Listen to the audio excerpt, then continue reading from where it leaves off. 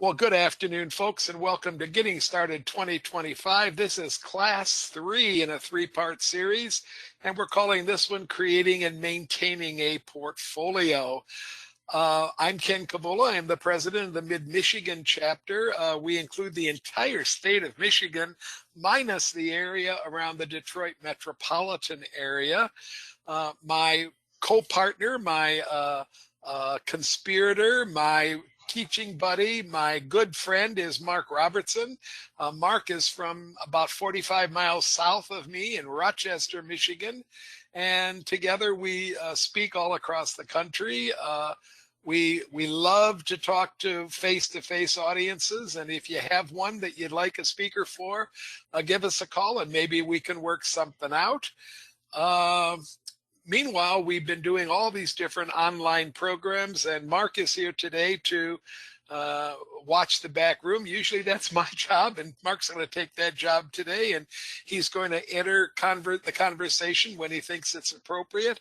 So without further ado, we're going to get started on Getting Started 2025. No investment recommendations in this program are intended. We are going to show you real portfolios in real time. We're going to show you a couple of imaginary portfolios. We're going to talk about how you could manage the portfolios, how you could set short and long-term goals, but never are we making recommendations to buy, hold, or sell any of the securities you see in these portfolios. We feel those are your decisions to make. We're not your boss, and therefore you do your homework, you make your decisions, and we'll keep trying to educate you as to what we think are best practices. Here's Mark's email address and my email address. If you'd like copies of these slots, then send an email to either one of us. If you have questions, especially about the better investing tools, write that question to me. If you have questions about the manifest investing tools, please write that question to Mark. We'll both be glad to respond to you and try to answer your question or concern. Here's our biographies. We've been at this for both of us now for at least 25 years or longer. We both have extensive experience with investment clubs, as does my wife, and I just can't say too much about her participation. She's very quiet.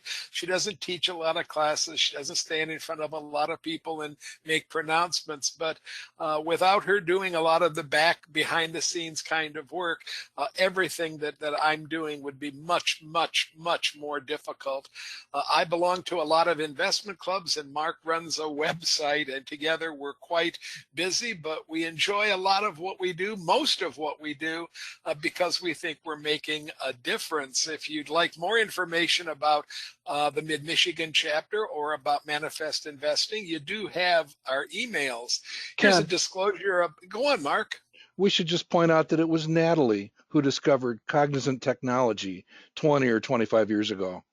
So yes, every time Ken tries to claim it as his own, it actually came from Natalie. Oh, I think I give her credit every time I talk about that. And I will also give Natalie and my grandson credit for the NVIDIA that's been in our portfolio for 6 or 7 years now.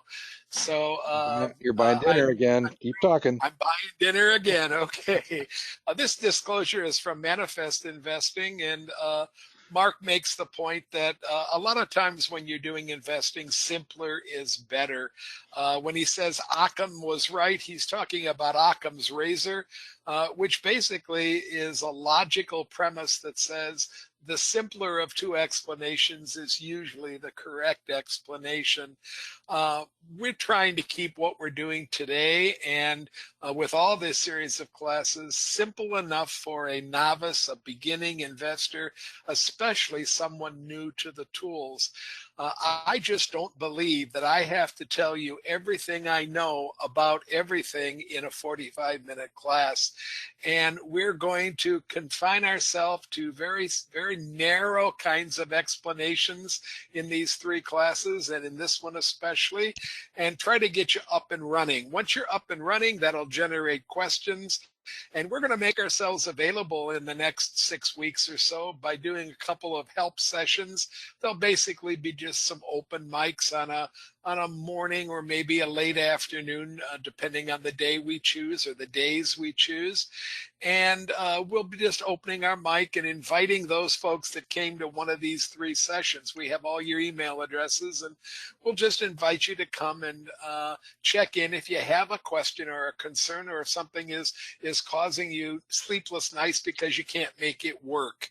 So let's keep going about these portfolio things. Here's the opening page of the Better Investing website. I am just so sad to know that about 2/3 of all Better Investing members come to this website less than once a month. There is just so much material in the Learning Center, if nowhere else, on this website, plus the usage of the tools. You cannot possibly become good at doing SSGs without doing SSGs. That means you have to create them, practice them, play with them, and you're going to do a number of rotten ones before you finally become satisfied with what you're turning out. You won't go from 0 to 10 immediately, and there's always new things you can learn to make your stock study more reasonable, more acceptable to the folks in your club or your investing group. And there's always new things you can learn about making it more accurate. Even when you learn all these new things, folks, there are still times when 1 out of every 5 SSGs that you do just crashes and burns. It's called the rule of 5, and it's real. There are times when you can do the best study you can possibly think of, and then, like Mark was discussing before we started, you can still find that company moving right to 0, having your entire investment left out in the cold with a 0. What's good news, however, is that when you put in $100, that's all you can lose. When you put in $100, you can make thousands and thousands of dollars on that 100 over the years that you might hold the stock. So there's a limited downside to investing in the stock market and an unlimited upside. With that idea in mind, it's possible, even by just doing index investing, to put together a portfolio that's going to give you some comfort as you move into retirement, because you just aren't going to live on Social Security or on what's left of Social Security in the next 15 or 20 years. My Studies is the tab we're going to focus on right now. So let's click the My Studies tab, and here's what comes up. This is my actual My Studies tab from my copy of the SSG Plus. And if you'll look at the portfolios, you'll notice that I have a couple of portfolios that are created. That first one, MMMC, is the Mid-Michigan Model Club's portfolio. The second one, the Wolves, is my personal investment club portfolio. And if you can see, there's a slider bar off to the right. There are more portfolios listed underneath that. There's a portfolio for the Kabula Family Investment Club and one for the B.I. Baker Model Investment Club. And folks, some of those portfolios contain the same stocks. There might be Google. In fact, there is Google in 5 of those portfolios. And there's 5 different SSGs backing up those particular studies within those portfolios. Just because you put a Google study into a portfolio does not mean it has to match the study that you put in another portfolio, especially if the numbers that you're using are consensus numbers. And for the clubs that I belong to, we believe that the clubs for the stocks that we own belong to the club, and therefore the numbers belong to the club, and they're going to be different club to club to club. All I ask is that they be reasonable, and I'll fight real hard to try to get those numbers reasonable, but they don't have to match another study that I've done. Let's talk about creating a new portfolio. I know that I'm on the My Studies tab because over on the far left, The portfolio is green. That folder is the symbol for a portfolio, and it has a green background. So I know that's the active tab or the active part of the tool that I'm using. And I'm going to click that button called New Portfolio. Now I'm going to take a side trip for just a moment. Better Investing has, since its inception in the 40s, the 1940s, Better Investing has believed fervently with its whole heart, and it's the basis for the entire association, but it believes that you should invest regularly. That might mean once a week. It might mean once a month. It might mean 4 times a year. It's whatever fits your cash flow, but you should be investing regularly when the market's good and when the market's not so good. Don't let fear drive your investment timing. Keep investing on a regular basis. Reinvest into the portfolio all your dividends, but this has never said reinvest your Coca-Cola dividends in Coca-Cola. It says reinvest your dividends into the portfolio. Buy what the portfolio needs with that dividend money. If it happens to be more Coca-Cola, that's fine. But you don't have to put your dividends where you got them. Diversify both by size of company and by industry. That's just common sense. Not having all of your eggs, although with eggs so expensive, maybe we should use a different metaphor. I'm not sure. But don't put all your eggs in one basket. And finally, we're focused on high quality growth stocks.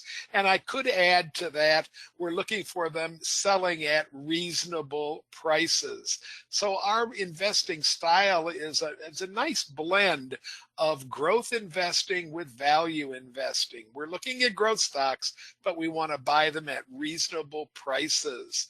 All 4 principles are applied to your portfolio. And this is a sentence that is forgotten by I don't know, 3/4 or more of all Better Investing members. They take some of these principles and apply them to individual stocks. And they've never been meant to be applied to individual stocks. And you shouldn't imply by anything that you say that these principles are about individual stocks. They're about portfolios. You put those growth stocks into a portfolio. You diversify your portfolio. You reinvest your dividends where it makes sense in the portfolio, and you invest regularly to the portfolio. It's not about individual stocks. It's about a collection that you put together. You need to set some goals for your portfolio. We talk about weighted growth, and all that means is that if one stock occupies 15% of the portfolio by value and another stock occupies 5% of the portfolio by value, then that first stock occupies 3 times as much of any of the values as that second stock does. You can weight the growth. In fact, you can get a computer to weight the growth very quickly, and you don't have to worry about the arithmetic, but weighted growth gives us numbers that make sense. A noble goal, and folks, you've heard this number so often, and it is misinterpreted so much. A noble goal is for your portfolio to beat the market by 5 points. That's around 15%. And it's not a magic number. It just means that over a long period of history, the stock market has returned on average 9, 10, 11% per year. And that number is dependent on how you measure the return in, quote, the market, unquote. That means over time, if the average is around 10, and if we're looking to beat the market by 5, then we should be aiming for annual returns for the portfolio of around 15. Nothing has ever suggested that every stock should beat the market by 5 points. It's very difficult for large companies to grow at 15% or more. And yet, we need large companies in our portfolios to counterbalance some of the inherent risk associated with some of the smaller companies we place in the portfolio that do grow in great excess, a lot of times, to the numbers we're talking about. That 15% isn't static. In a really good year, if the market's making 25%, if you were aiming at 15, you'd be undershooting the market. In a good year, if the market's making 25, you should be shooting for 30.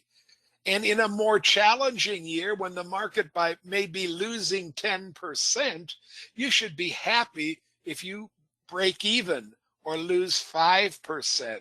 That 15% goal is a long-term average, and it causes a lot of heartache when it's misinterpreted by many of our members to refer to individual stocks. It just doesn't. Yeah, Keep Ken, the number.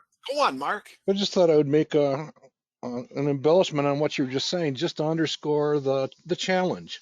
I mean, to beat the market by 5 percentage points, I think Nicholson, if he were in corporate speak today, he would think of that as an objective, and in fact, a stretch objective. He said that, when he wrote about it years later, that he thought the 5 was achievable, but it was really something which would require attention. You don't have to look any further than Peter Lynch at Fidelity Magellan. His objective was +3. Now he managed to beat it, but he said 3 is going to be a challenge, but he had a very successful track record. So if you're out there and you're sitting in the 1 or 2 or +4 or even -1, that's not failure. And keep that in mind, especially as a beginner. I think our one portfolio is at what, -10 right now, Ken. So it's not a failure. It's a work in progress. Absolutely. It's young, very young. Okay.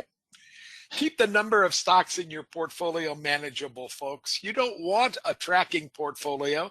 You don't want to put every stock you've ever mentioned into the portfolio and then keep track of it forever, because you're not buying every single one of those stocks. Keep the number of your stocks manageable, and for me that means maybe 16 ±4. If your club's really small, if you're really new to the whole thing, maybe it's 16 ±6, or even 16 ±8, and maybe you can go down to as few as 7, 8, 9 stocks as a beginner. Start with fewer rather than more individual names. Get to know the stocks and get to know when they're having trouble if you get to know them, and add stocks gently and add them as you invest regularly. You don't have to take a full position in the very first step of adding a stock, and we'll talk about what a full position might mean in a couple of slides. Don't let one stock, however, become the tail that wags the dog. If you've hit a home run in a mature portfolio and one stock suddenly blossoms to 35% of the portfolio, you might have to bite the bullet and sell a piece of that, so that if that stock backs up back to reality, you're not dinged for a huge amount of loss in the portfolio. Don't let one stock get out of hand. And folks, don't waste your time on really small amounts of a particular stock that you have no intention of adding to. If you have a stock that's less than 1% of the portfolio and you have no intention of buying more of it, why hold it? It takes as much time to follow that as it does your biggest holding, and wasting your most precious commodity, which is time, is a no-no when you're coming to professional portfolio management. Since our calculations all begin with sales, let's focus on keeping the weighted sales growth for a portfolio somewhere around 12 to 14%. Now, Nicholson gave us a slightly lower target, but he gave us a lower target during a period in history where an average dividend was 3 to 4%. Those dividends today have shrunk so that a good dividend today is maybe 2.5%. And to counter that dividend shrinkage, we're suggesting that the sales growth needs to bump up a little bit, and we're suggesting 12 to 14%. We have some good data to back that up. We can't show you all that kind of stuff today, but if you'd like some proof, come to our bull sessions. It's a topic we frequently explore and talk about. Remember, if the sales growth weighted overall in your portfolios around 7 or 8%, ask yourself the question, how can I ever reach that goal of around 15%? Earnings follow sales, and stock price follows earnings. If sales are growing 7, then over time, that's where earnings will grow. And if earnings are growing 7, then over time, that's where stock price will follow. You can't hit a 15% target with a weighted sales average below 10. Let's begin to create the first portfolio. Step 1, you need an SSG for every stock you want in the portfolio. And they do not have to be in the SSG Plus form. They can be in the core SSG. You can create a portfolio full of core stocks. You can create a portfolio full of SSG Plus stocks. You can create a portfolio with some in one tool and some in the other tool. And you can go back and forth between the tools on a particular SSG and not have to remove it and re-add it to the portfolio. But you do need a study on every stock you're going to put in the portfolio. What I've done off to the right here is pick 7 stocks from one of the model clubs I belong to. This is 7 out of the 15 or 16 they hold. And I'm going to create a small portfolio with just these 7 stocks. So I'm going to hit that new portfolio button. And here's what comes up. I'm going to have to give this portfolio a name. Be descriptive. You got lots of space to write a nice name, so be descriptive when you come up with a name, and then make it public or not. You decide that. And then if you want to describe the kinds of stocks in that portfolio or the kind of group that owns the portfolio, you may do that in the description. You can even call it by an account name that your broker might use to call the portfolio out. And then when you filled in as much or as little as you choose, you do need a name, then hit save. Here I am. I called it Getting Started Class 3, and the name is truncated on the list to Getting Started CLAS, but you can see there's 0 studies in it right now. But the portfolio now exists. I'm going to draw your attention to the buttons beside the name of the portfolio. You can hover over those buttons with your cursor, and if we were live, it would light up and tell me that the first one is the refresh button. That's where you can get new data and new prices for the whole portfolio. The edit button, you can change things. You can add or delete from the portfolio. The delete, that's the whole portfolio. Be careful of that one. That's everything.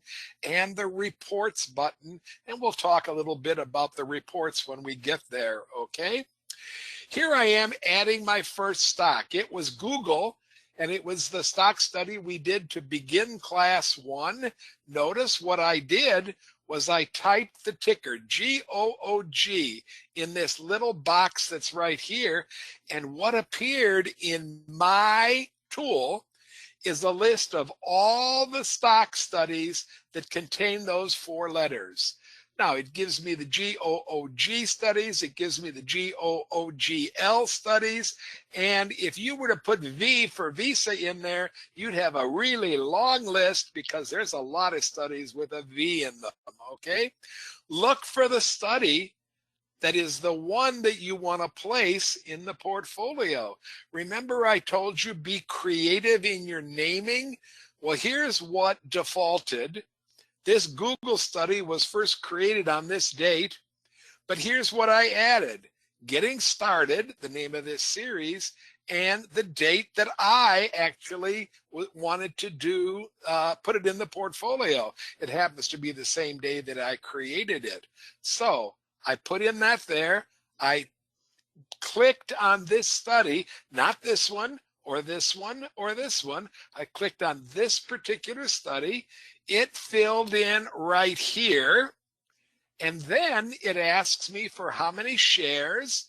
I'm going to fill in the number of shares. I'm going to suggest we have 12 shares of that. That's an imaginary number, folks.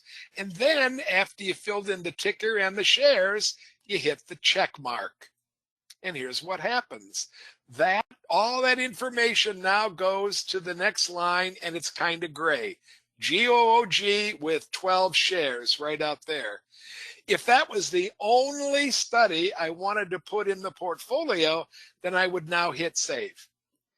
But I want 7 stocks in this portfolio, so I'm going to fill in 6 more tickers and 6 more share amounts, and I'm going to hit that check mark 6 more times.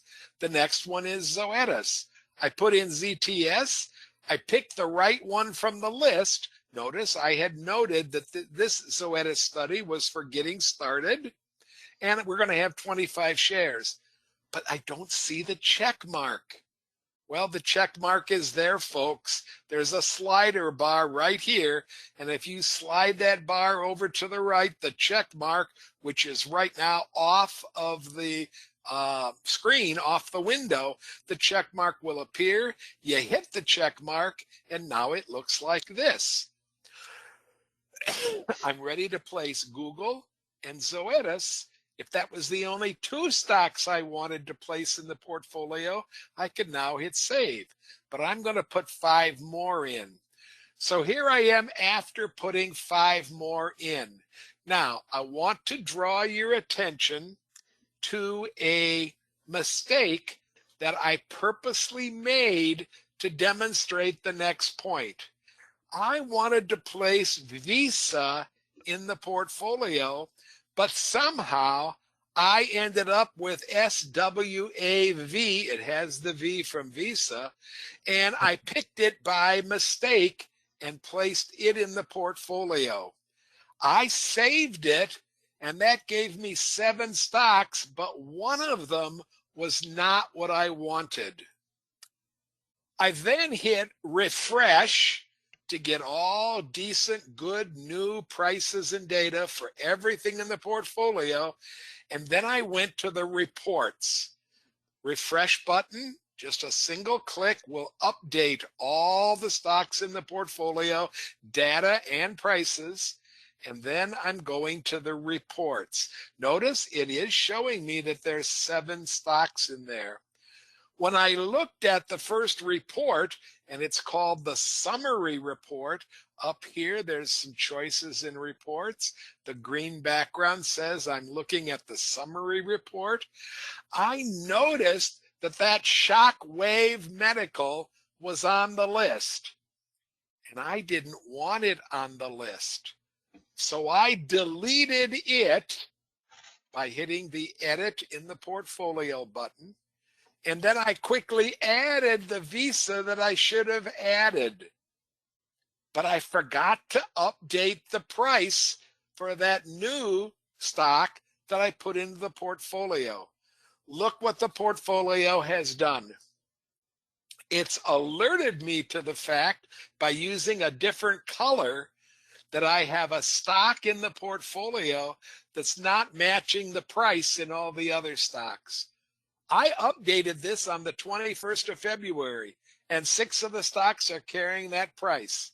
but Visa is carrying a price way back from January 5th, 2024, which is the last time I looked at this particular SSG.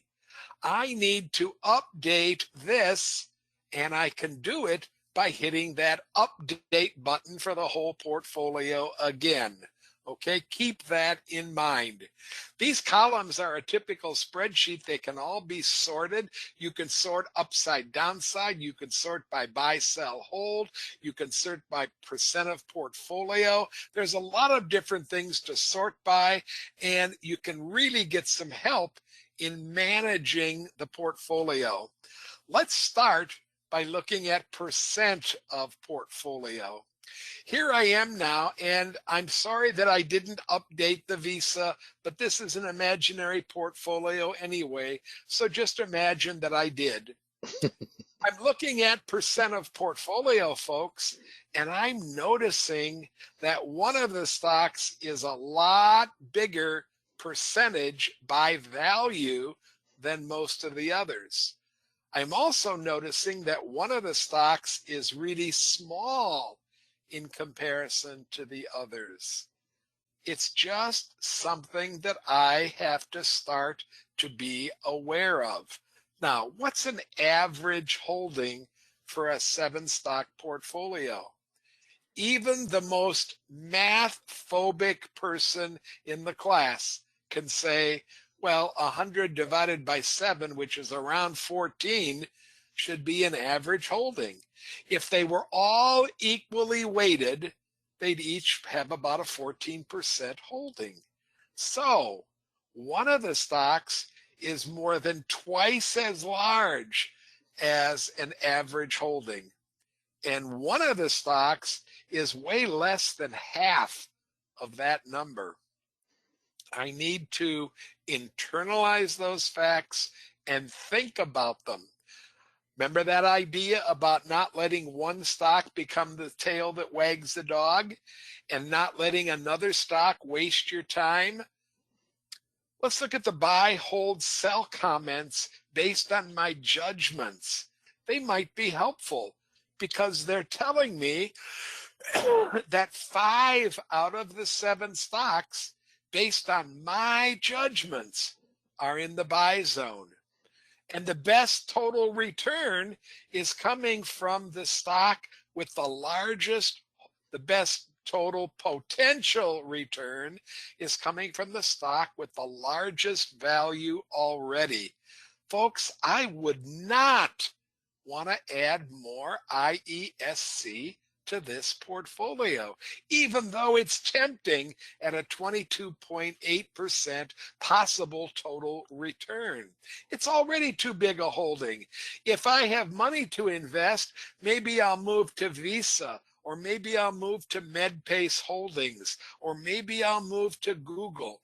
They all have pretty decent percent returns, and they're not nearly as large a part of the portfolio as IESC.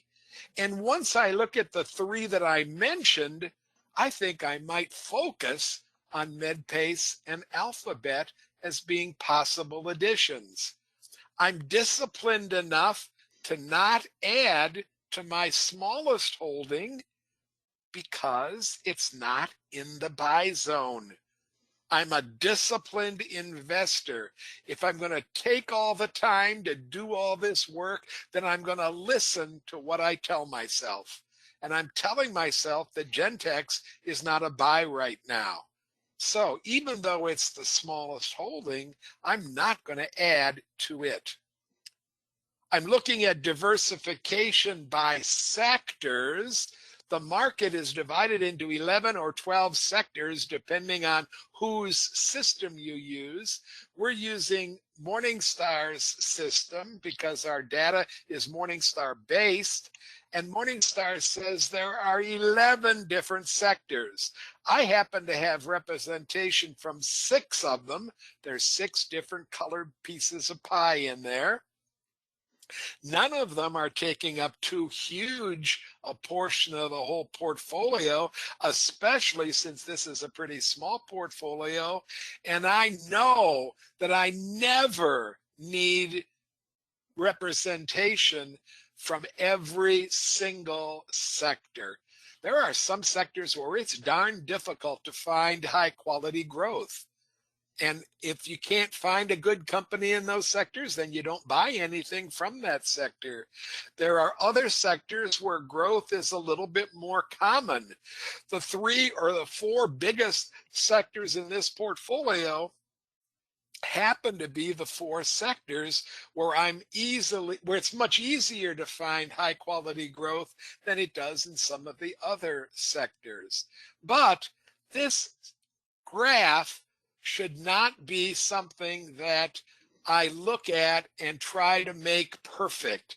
This graph should be something I only check out occasionally to make sure that I haven't overinvested. I will tell you this, male clubs tend to overinvest in the pink block, the industrials, yes, or the tech sector. I don't have any tech stocks in here. That's a good growth sector as well. And female clubs tend to over invest in the blue and light green sectors, the consumer sectors. Why? Well, I have my suspicions, but I'm going to not say anything about that and not get myself into any trouble, okay? It's a fact, however, that you got to watch this only when you know you're missing something where there might be good growth. We all know that tech sector has some good growth companies, or where you think one sector is starting to overwhelm everything else. Now, you don't know the weighted sales growth for your portfolio, and you don't know the weighted par value for your portfolio, but you can begin to set some goals based on that summary report. We've talked about them. They're easy, simple goals, and they might be 6-month or 1 year or even 2-year goals. But I would say to my club, we're not going to buy any more IESC. If it gets to be too much bigger because it makes a lot of money for us, we might have to trim it a little bit. And I want to decide whether I'm really going to want more Gentex. In that, I'm going to be patient, wait till it becomes a buy, or if I've been patient for long enough and it stays a small piece of the portfolio, maybe I'm going to resell it and use that money to go somewhere else in the portfolio. Remember, a small holding takes up just as much time as a large holding, and in a 7-stock portfolio, following Gentex takes 1/7 of the time, just like following IESC does. There's more to explore in the BI tool, but let's move to the manifesting tool because I'd like to know the weighted sales growth without doing a lot of arithmetic. And I'd like to know the weighted par value, again, without doing a lot of arithmetic. Here's the manifest site, the home page, and I'm going to focus on dashboards. That's what Manifest calls its portfolios, dashboards. But first of all, I'm going to explain this thing I have circled on the right called MyPAR. MyPAR stands for Manifest Investing Potential Average Return. And we've heard that PAR thing before in the SSG Plus tool. They're the same thing. They're calculated the same way. Imagine somebody sitting down and taking every heavily traded stock on the New York Stock Exchange and the NASDAQ, taking every one of them and doing an SSG every single day, and then finding the par value on every one of those SSGs and putting them on a list from the highest to the lowest, and then looking at the one that's exactly in the middle. That's called the median, by the way. When you do that task, you've come up with MyPAR. MyPAR will change every day that the stock market trades, but it might not change enough to change the number you see on the website because the website number is only to the nearest 10th. MyPAR tells me what the average stock is trading for on that particular day. and it's kind of a benchmark for whether the market's doing well or not doing some well. My par in the last couple of years has moved up into the high teens at various times and moved down into the 6s and 5s at various times. When my par moves up into the high teens, the market is having some trouble. And when my par moves down into smaller numbers like 5 or 6, the market is probably overvalued. We could say that on February 24th, when I captured this, the market is pretty fairly valued at this time.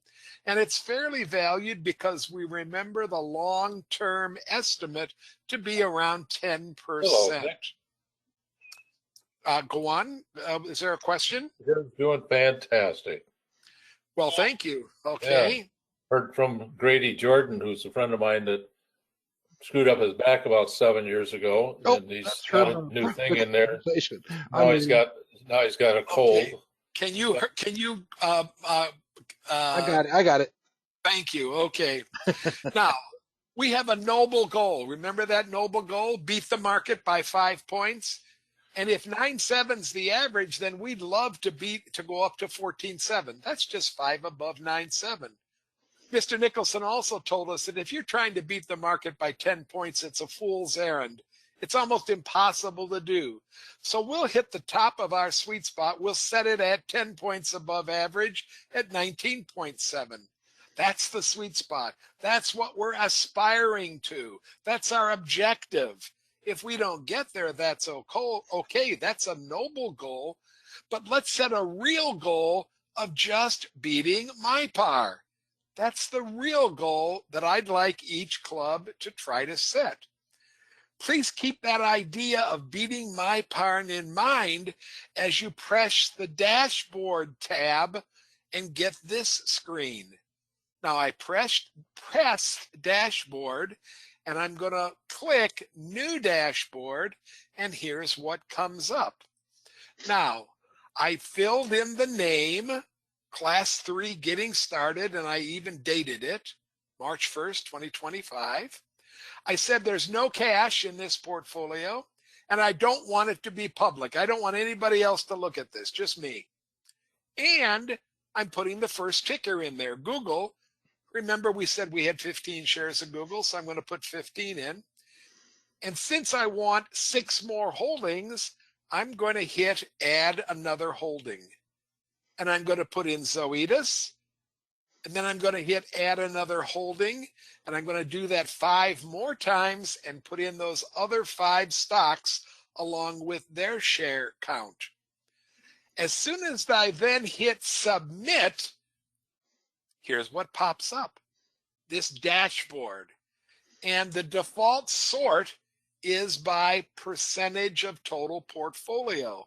So the largest holding by value is at the top of the list and the smallest holding on the bottom. I can sort it by any column I want by just clicking on the column. But first of all, let's explain those column headings because a few of them need a little bit of explanation. That growth column, this one right here, that's sales growth. And that's the one that we said earlier we'd like to keep in the 12 to 14% range or better.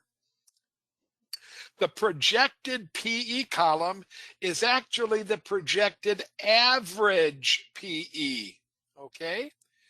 And an average PE is, from our SSG Plus tool, the adding together of our high PE average call plus our low PE average call, and then dividing by 2, and it appears on that chart as the average PE. It's the same thing, whether it's manifest or whether it's from the SSG Plus. All values on the dashboard are for the next 5 years. So I'm looking at a growth number, a sales growth number for 5 years in the future. And all are based on data from Y charts and other sources, and they're weighted when it's appropriate. Those averages that appear at the very bottom of the dashboard are also in a box that appears off to the right of the dashboard. It's just in bigger, easier to read numbers. And let's talk about them. We've already said our immediate goal is to beat MyPar.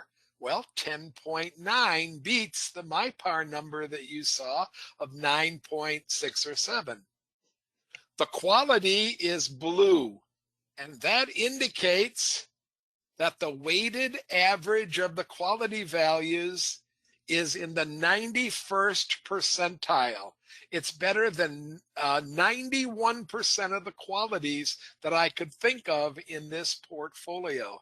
I'd love to keep it blue, and it's blue from 80th percentile on up. The growth in this portfolio, the weighted growth, is 11.8%. Now that's darn good for a small portfolio, but remember, we'd like it to be 12 to 14%, so it's a little tiny bit short of our objective number. I'm jumping down to financial strength and earnings stability. Financial strength is a amalgamation of numbers from all kinds of sources on the strength of the company's balance sheet. And we'd like to keep that at 80 or above, check mark there. And EPS stability, that's from another amalgamation of all kinds of sources, and we'd like to keep it at 80 or above. That's talking about how straight is the earnings line on your SSGs. The straighter the line, the higher the EPS stability ranking. If I look down that column on the dashboard, I'll see that the least straight line belongs to MedPace Holdings, and the most straight line belongs to Google. I'm looking at the EPS stability numbers, and all I did was find the smallest and the largest to talk about the least straight and the most straight. The weighted average of 84 is great, check. This is a really well-designed portfolio, but it does have some goals. Here's where you can see anticipated par and sales growth value, and here's where you set some more goals, okay? If I were looking at this today, I would say the goal for this portfolio is to continue to increase par. And the way you can do that is to add companies that have higher growth, sales growth, higher sales growth than 11.8%. That's a pretty simple goal. I've set 3 goals for this portfolio, and it took a lot less time to set them than it did to talk about them. Watch IESC, watch Gentex, work on par by working on growth. There's not much else I have to do to keep this portfolio in line. Here's a few more goals that I just talked about, and I've put them all on this one slide so that when you review, you can look at them all in one place. Remind yourself what MyPar is. That's a very important standard, and you need a standard if you're going to set a goal. The standard, the average today is 9.7 or thereabouts. And that means your objective is to try to hit 5 to 10 points above that. Your real goal, beat this number every single time and keep trying to beat it more and more and more. If I had this portfolio for the last 15 years, I'd be a happy person, because if I were growing this portfolio better than 1% over the market, I'd be doing really well. Remember, that's not 1% growth, that's 1% over the market, and the market grows on average around 10. So I'd be growing around 11, and an investment that grows 11% over a long period of time is a great investment. PE ratio, I know some of you want to ask about it, and yield, I know some of you want to ask about that. Those are basically up to your club. I would be worried if this PE ratio moved any closer to 30, not worried to the point of being panicked, but I would ask myself if maybe I'm taking a little bit more risk than I need to in the portfolio. I might try to add some lower PE, larger companies to the mix to bring the PE down. And yield, I do not worry about yield as a growth/value investor, but I know many of you consider yield to be very important because you use yield as a way to augment your Social Security or something along that line. Let's look at a different portfolio. This is the one we just looked at, but let's look at another portfolio. Here's the Mid-Michigan Model Investment Club. My goodness. I'm looking at the averages off to the side, and I'm thinking almost any beginner can give me some goals for this portfolio. Am I beating my par? Yes, that's great. Could I be doing better? Absolutely. How do you improve my par? Well, you do it directly by adding stocks with higher my par or selling stocks with lower my par and reinvesting that cash back into higher my par stocks. Or you leave the portfolio alone, and as you add resources, you try to up the growth. Or you do a combination of both, and you do some selling to up the growth and some selling to up the par, and you keep doing that until you begin to get closer and closer to the sweet spot. PE ratio, okay. Yield, okay. Financial strength and EPS stability, right on target.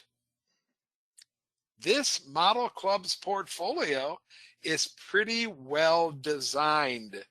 Now, they're going to have to look at a few things going forward. Look at their growth column. Remember, that's sales growth. That's this column right here. And look at this company right here. If I'm going to want to boost the growth in this column, the sales growth, I might want to take a really hard look at Fastenal. It's 4% plus of the portfolio. It only has a par of 6.3, which is almost identical to its sales growth. And while I love the company, it might be holding this portfolio back. Could I do better by harvesting that cash and reinvesting it into some of the other companies in the portfolio, or finding a new company altogether? It's a great discussion for a club to have.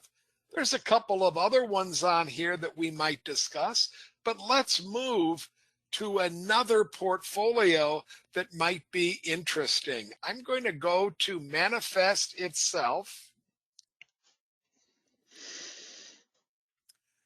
And I'm bringing up a public portfolio. I guess what I want to do is show where I got it first of all. Here I am on the home screen of Manifest, and over on the right, I notice that I have a round table portfolio. So I'm clicking that, and up comes this portfolio.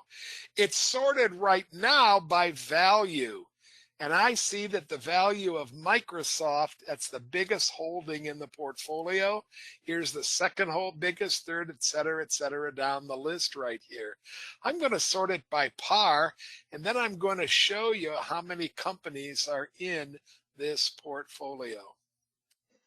Folks, this is not a club portfolio. This is a tracking portfolio. I'm still scrolling, by the way. Tracking portfolio, and its purpose is to keep track of the choices that we've made for over 14 years in the roundtable.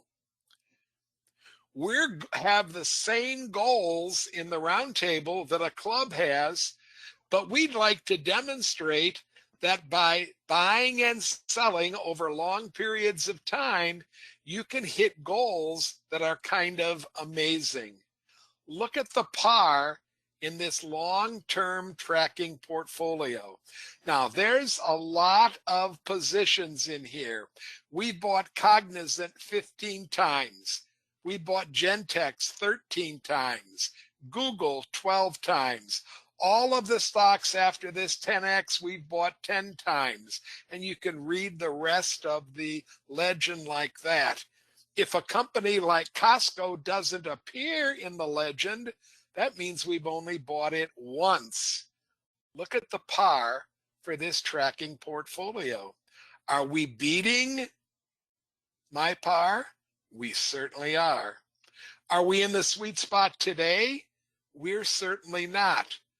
But we're not going to compare our portfolio as a tracking portfolio. We're not going to compare it to my par today. We're going to compare it to what the Wilshire 5000 index has done over the same 14 years that this portfolio's been in existence. I will tell you that our numbers over those 14 years beat the Wilshire 5000 at the last roundtable by about 4.5 points. Mm-hmm. That's an extremely good result. The other values, the quality in this tracking portfolio is superb. We've been working to raise the sales growth. We know that if we're going to hit that +5, that we need to boost this to around 12, 13, 14%. So we've been working, but it's hard to turn this ship around with as many stocks as are in it. Our financial strength and earning stability are really pretty good, and we don't pay as much attention to these two values as long as PE ratio doesn't become outrageous. This portfolio I'm showing you only because we talk about it and it's not a club portfolio. Let's look at a portfolio that you could evaluate with the rules of a club portfolio. I'm hitting more. I want to see more than's on this list. And then I'm going to move down and look for the Buttonwood portfolio. I've moved down the list, and here we are right here, the Buttonwood Bulls, okay? This is a portfolio that we created less than a year ago, and we're demonstrating this portfolio using real money. But because neither one of us are billionaires, Mark has used his own money, and he's only putting in $100 a month after an initial investment of, fill in the blank, Mark. I forgot what the initial investment was. Was it $1,500? $2,000. Okay. And it's so my Mark wife's made, money. It's my wife's money. Your wife's money. Okay. Mark put in $2,000 as an initial investment to begin the portfolio. And then we're adding an extra $100 every month. Now, you might say to yourself, well, how do you buy 100 shares if you only have that little bit of money? And our answer is, in discount brokers today, you don't have to buy 100 shares. You don't even have to buy 10 shares. You can buy a fractional part of a share, and you can tell them how much money you want to spend on that fractional part. So if we say we want to put all $100 into Paycom software right here, then the discount broker says, well, the price of Paycom's around $219, and you're going to get around 4/10 of a share. And they will buy for us 4/10 of a share, and the share count will then go up from 1.15 to 1.55. Are you all with me? This is a way, folks, by going to a broker that offers fractional shares. And it's being done by some of the smallest brokers and at least one of the most prolific brokers, one of the largest brokers in the world, and that's Charles Schwab. So find a broker that will give you fractional shares. We know Robinhood does it. We know Schwab does it. We know Fidelity does it. We know a lot of brokers do it. And then start the portfolio with a small amount of money, invest regularly another smaller amount of money. Remember, we started with 2,000, it's only 100 a month, and play with the stocks that you might like to own. The more experience you get, the more you could then start to raise your monthly contribution. Maybe a year from now, you might want to move it to $200 a month. And maybe 2 years from now, you might want to move it to $500 a month. Meanwhile, keep a lot of powder dry. Keep your other money in places where you're comfortable that it's relatively safe.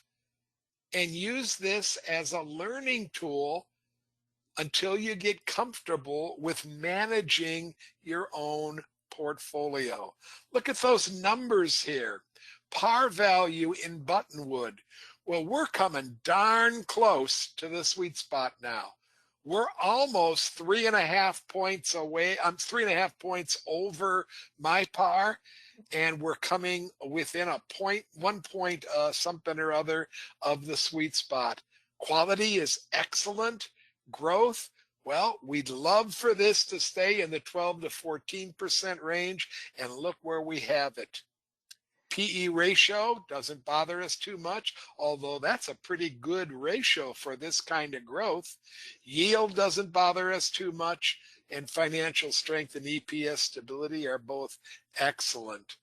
Look at this particular portfolio. I'm going to sort it by par. I'm going to suggest that when you look down at the bottom of the list, even the worst stock par-wise in the portfolio is still going to return around 7% by the analysis done by Manifest Investing. I'm looking at sales growth. I can sort this by sales growth. Here's the fastest growing company, but folks, Mark and I both know that Luminar is extremely speculative. Look at its quality ratio. Now we're maintaining a 91.7 weighted quality average, and one of our stocks has a quality ratio of 14. This is speculation, pure and simple. It's only 1% of the portfolio, but we're playing around a little bit. It's okay to play with a little bit of your money. Just don't play with most of it.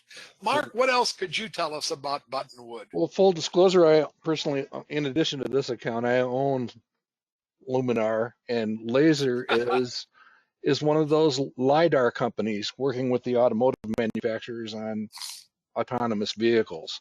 So that's what they do. And they're a couple of years away from being, I hope it's a couple of years, commercial, successful in commercial. I hope it's less than a couple of years, because I own stock in Luminar also. Well, I think it's a fairly solid portfolio. It's kind of slow out of the gate. I don't know why that happened, but it seems to happen occasionally to us. But pretty well positioned going forward. Got pretty good expectations for it, top to bottom. Yeah, I think that our growth is great. But if we're looking for even a little bit more growth, I've sorted the portfolio by sales growth now, and here's the slowest grower. But this slow grower is carrying a pretty nifty par value. So I think it would be hard for us to immediately cleanse the portfolio of Gentex. We have placed it on a, what would you call it, an alert maybe, where we've we're got going to kind of watch it very carefully. Yeah, we've got an alert set on it that if the par drops down towards 10 or 12, we will get a note and a reminder to possibly do a selling evaluation on it. Yeah, I can also sort by quality, and we've already remarked on the quality of Luminar. There might come a time when we give up on the company. I'm not saying I have yet, but there might come a time. And we look at Acellus, ACLS, and of the really high quality companies, this is probably the lowest. It's green, and that means it has a percentile in the quality rankings in the second a Quintile. quintile, and that would be from 60 to 80%. That's still pretty darn good. And these are two pretty decent companies, both of them in the tech field and representing about 5% of the portfolio between the two of them right now. One with great growth possibilities and one with just a little bit kind of average kind of growth possibilities. So this is the way that you're dealing with your portfolios, that you're dealing with the day-to-day things that you work on. I'm going to go back to the tools now. Give me just a moment to find the right tab. Got a lot of tabs open. Here, I know I have a lot of tabs open, and I'm going to go back to my studies, okay? And I'm going to look at one more portfolio because I want to do that exercise one more time.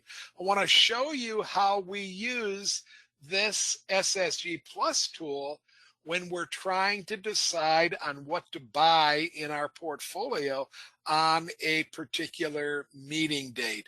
So I'm going to call the BI Baker portfolio up. Here's the BI Baker stocks down below. When I clicked on this, they appeared all down below. And remember, this is the reports button. When I hover, it says reports. And I'm going to open up the report for the summary report for BI Baker. And then I'm going to go over to upside downside and I'm going to click once. And now it's sorted in ascending order. And I'm going to click again, and now it's sorted in descending order. So here's the highest upside downside, and it goes all the way down to the lowest upside downside.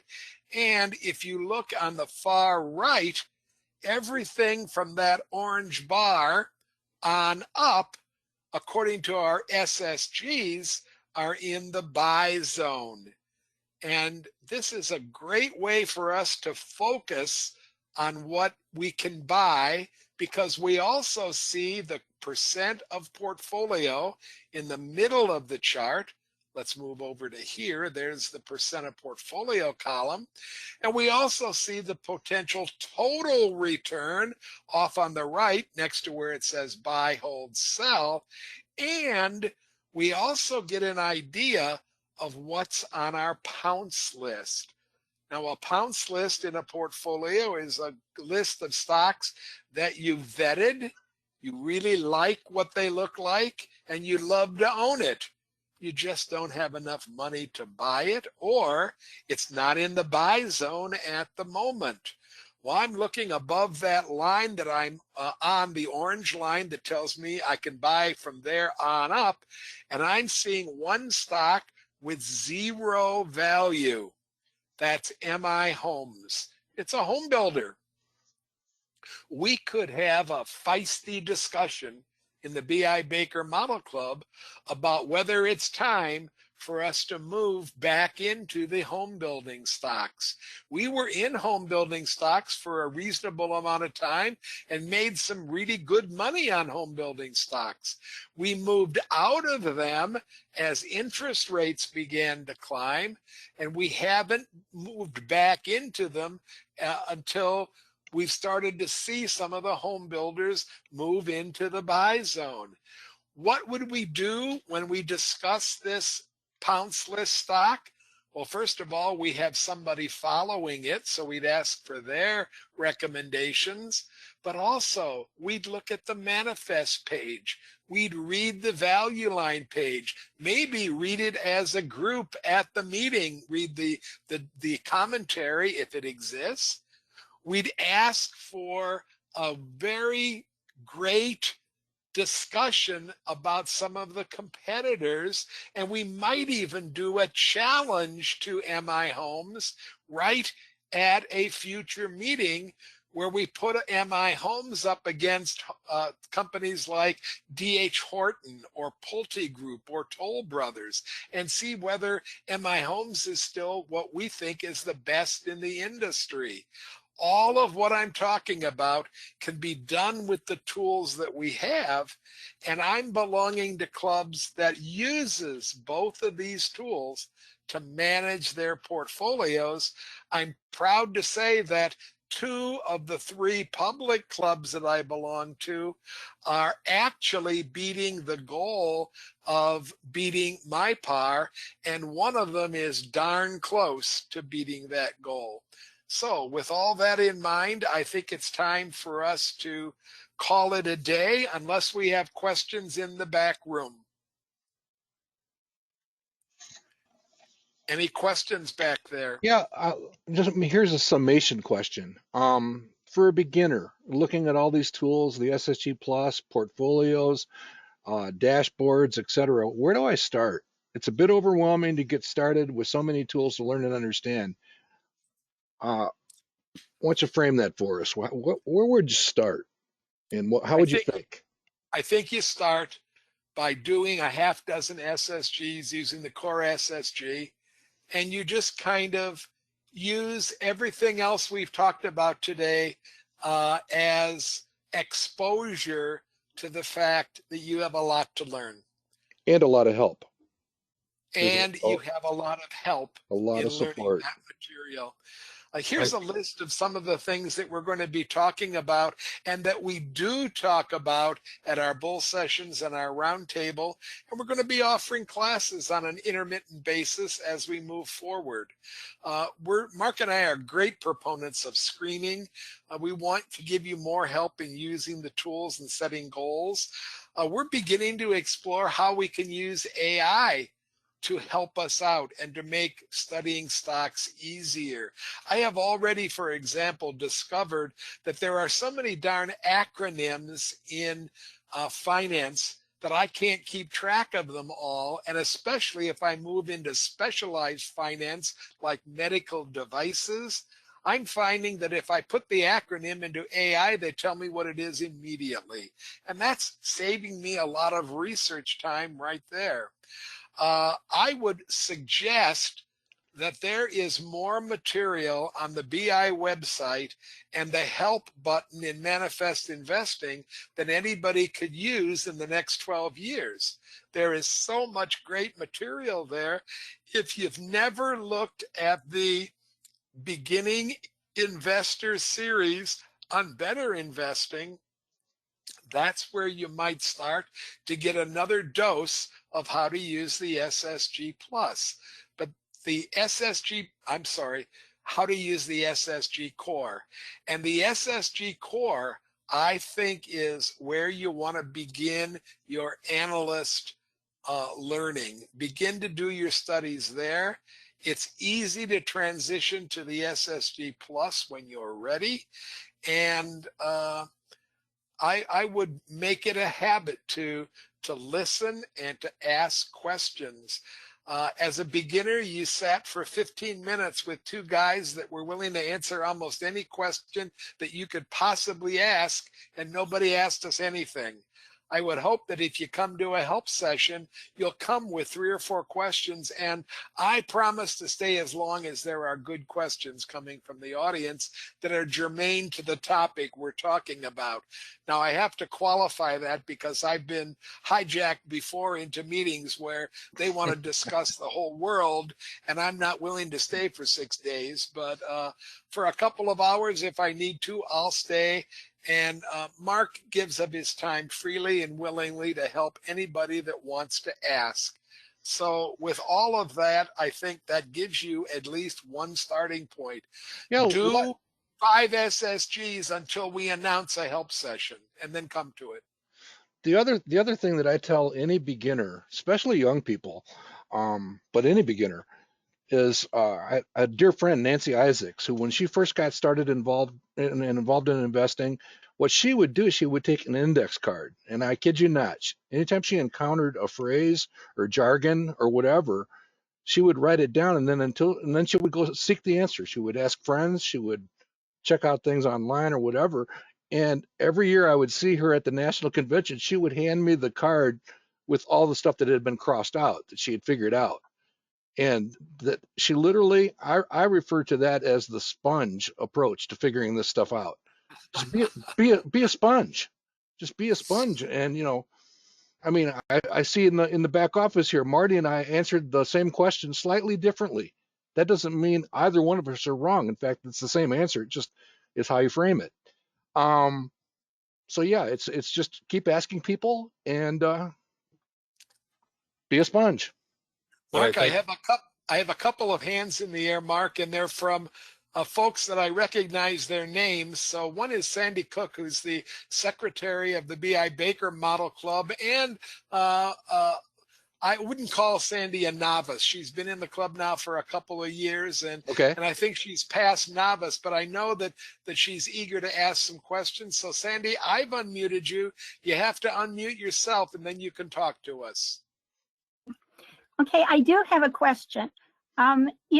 If I'm interested in like a hot sector, okay, but could I like make a portfolio and like say, like if I think interest rates are going to stay down and I want to go into looking at different builders, okay, could I just make a portfolio of just builders?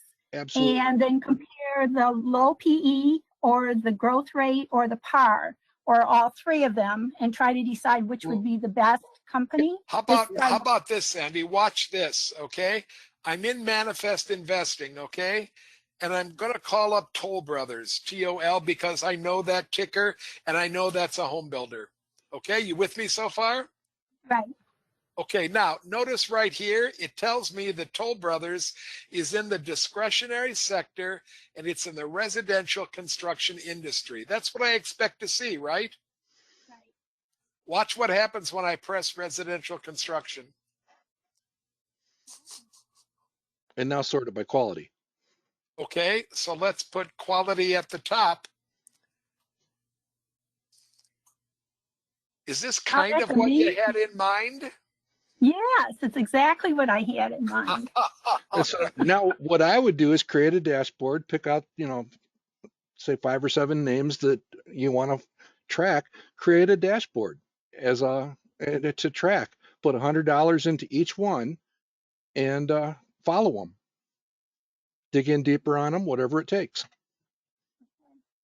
Sounds good. Thank you. Do you get the idea that by looking at these par values, home builders, which right today are loathed, people hate these stocks right now. But do you get the idea by looking at quality and then looking at the par right next to them that this might be fertile ground for some investing?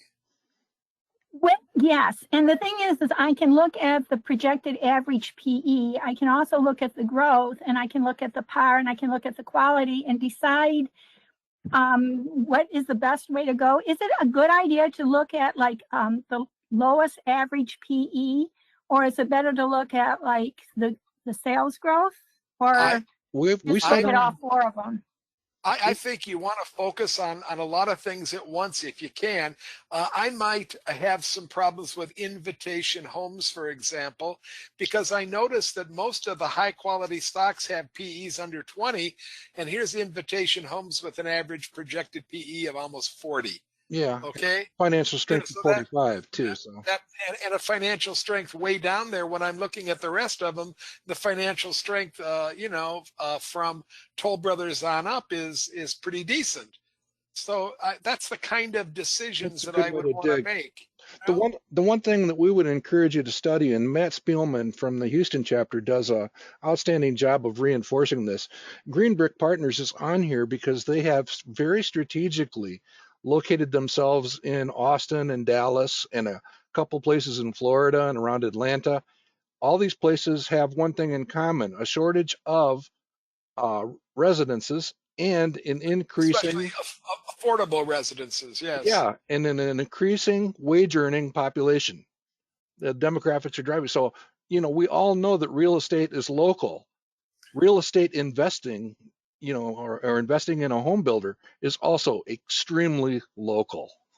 You got to understand, how are these guys taking advantage of whatever market they're in?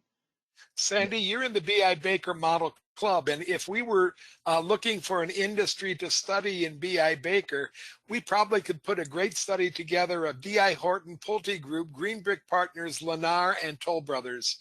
I mean, they all have high quality, they all have decent pars, they all have pretty good earning stability, they all have pretty decent financial strength, and we could probably do a great industry study, and it took us just a couple seconds to come up with the list.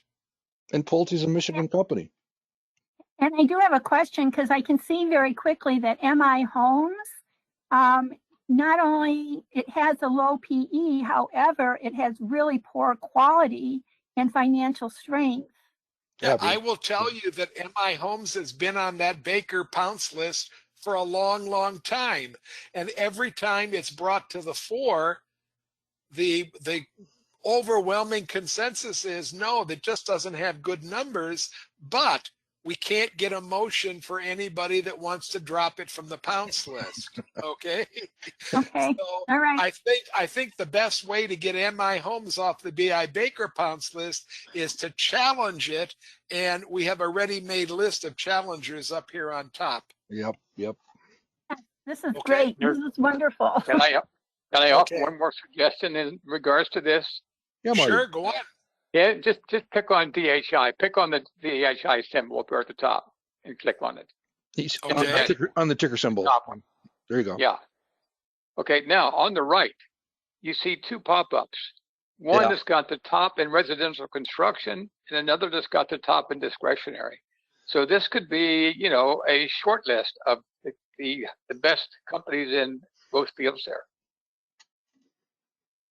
Yeah, and in the context of being a beginner, mode, what we do at Manifest is we take a look at the quality characteristic of the company and the return forecast in combination. That's where those numbers come from, or those 5 companies. So we start with quality and par for absolutely every single company, every single dashboard, every single fund that we follow. So. Now, Sandy, I will say it's not always as cut and dry as this particular example is, but those 5 companies that we picked off that longer list, here they are sitting right here as the top 5 in residential construction. Ken, this is Herb. Go on, Herb. I think you need to understand that most of these people are from Better Investing, and Better Investing has a site that you can also look for stocks. And don't overthink it. Mm-hmm. I have another hand in the air. This is Brian Koenig. And Brian, I have unmuted you, but you have to unmute yourself. There we go. And you can speak to us now.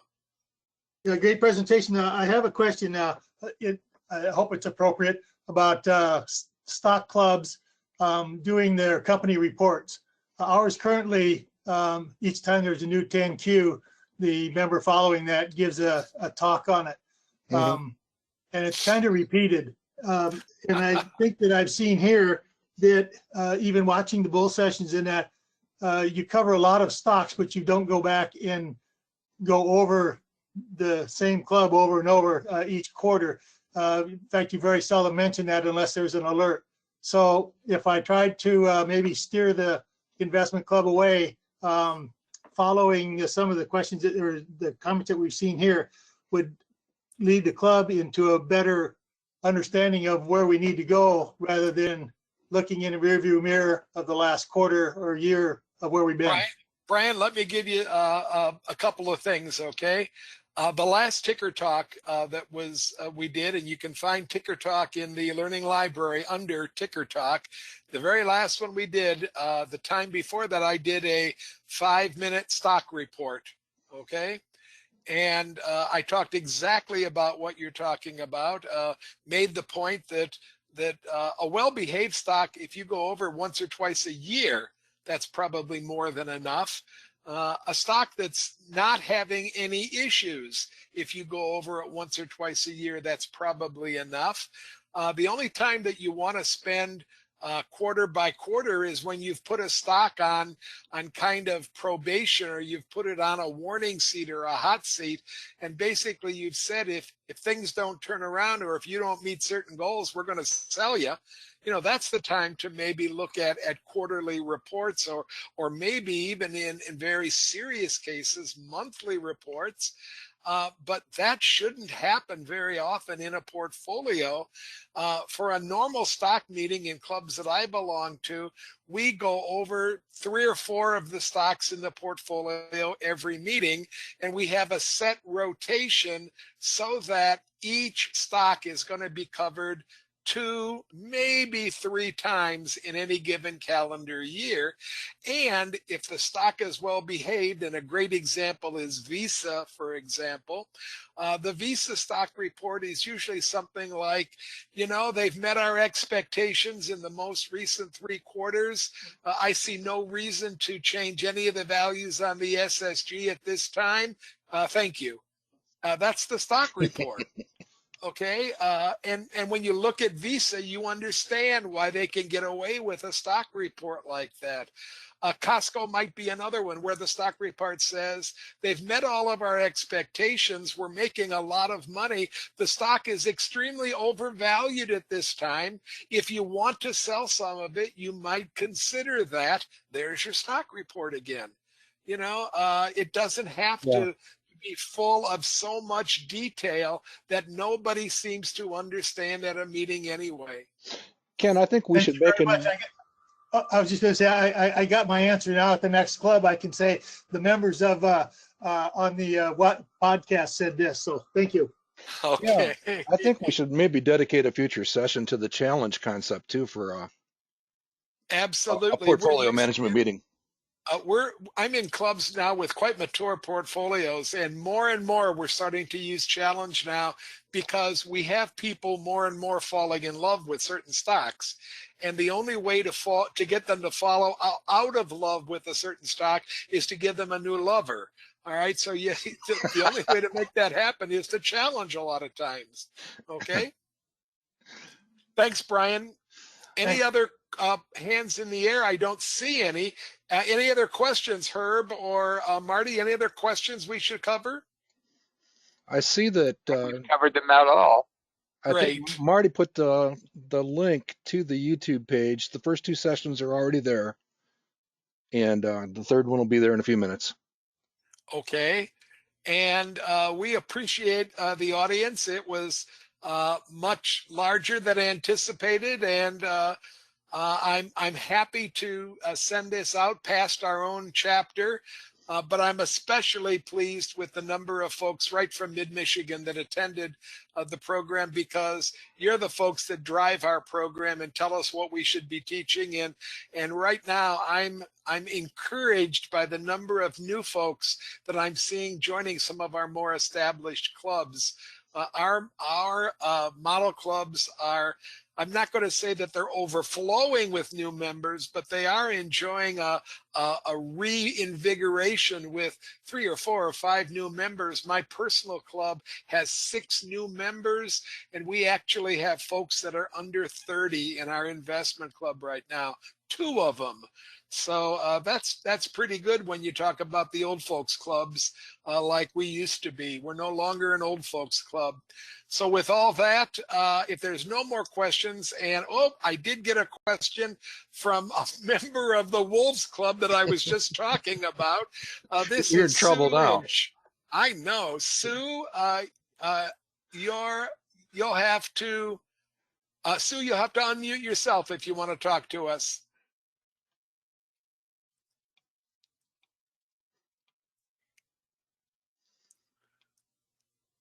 I'm going to ask you again, Sue. You have to unmute yourself if you really want to talk to us. You have a mic there. You have a mic right next to your name. If you press that mic, that'll unmute you, Sue, unless you have a button on a headset or something like that. Sue, I'm going to tell you to give me a call. You have my phone number, okay? Give me a call and we can talk. And if there's nothing else, I want to thank you all for coming. Mark and I enjoy this kind of thing immensely. And we'll try to do some help sessions now in the next 6 weeks or so. And we will definitely send each and every one of you an email letting you know the times and the dates. Goodbye, everybody. Good evening. Have a great investing future. Bye-bye.